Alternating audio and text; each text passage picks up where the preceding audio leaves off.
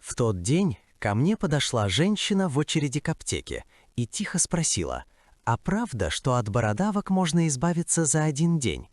Я не стал отвечать сразу, потому что народные методы– это не сказка, а знания, передававшиеся шепотом, с осторожностью и уважением. Я рассказываю это как мужчина, который годами собирал истории не о чудесах, а о том, как правильно делали наши деды, понимая риски и границы. И если досмотришь до конца, поймешь, почему спешка здесь опаснее самой бородавки. Однажды я услышал историю о молодом парне, у которого папиллома появилась буквально за неделю. В деревнях говорили просто: это знак, организм просит внимания. И первым шагом всегда была не мазь, а наблюдение.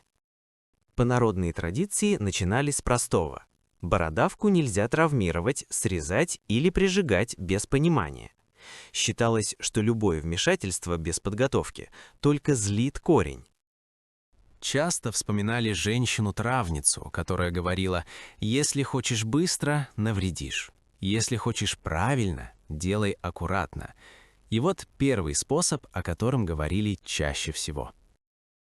Рецепт первый. Свежий сок чистотела. Его наносили точечно, строго на поверхность, 1-2 раза в день, не на кожу вокруг.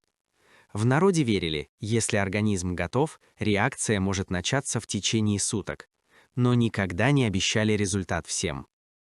Мне рассказывали и о мужчине средних лет, который поспешил, намазал слишком много, итог был печален, поэтому всегда подчеркивали: меньше значит безопаснее.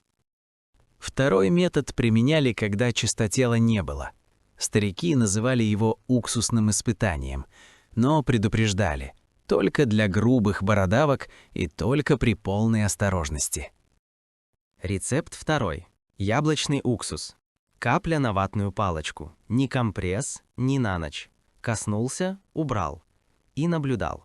Если жжение сильное, метод сразу прекращали.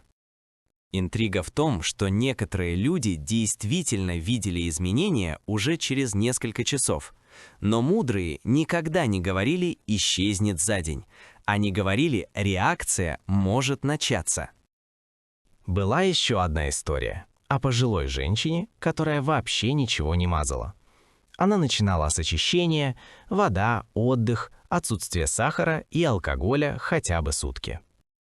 По народному пониманию, кожа – зеркало внутренних процессов, поэтому третий способ считался вспомогательным, но обязательным. Рецепт третий. Чеснок. Его не держали долго. Срез, короткое касание, сразу смывали. Не для чувствительной кожи. Это был метод проверки реакции, а не агрессивного лечения. Меня всегда поражало, что в этих историях никто не гнался за мгновенным результатом. Даже если изменения были быстрыми, люди останавливались и ждали. И вот важный момент, о котором редко говорят в видео. Не все наросты – это бородавки. В народе таких людей отправляли не к травнику, а к врачу.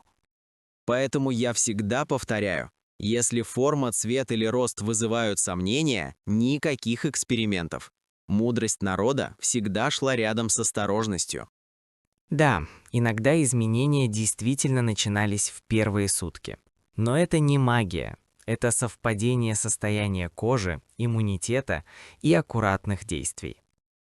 И именно поэтому эти знания передавались тихо, без громких обещаний и рекламы. Потому что тело не поле для экспериментов.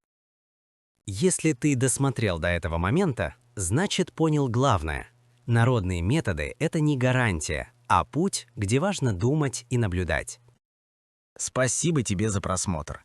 Если этот рассказ был полезен, поставь лайк, напиши комментарий, поделись своим опытом и подпишись на канал «Доктор Здоровья», где мы говорим о здоровье честно, без мифов и с уважением к человеку.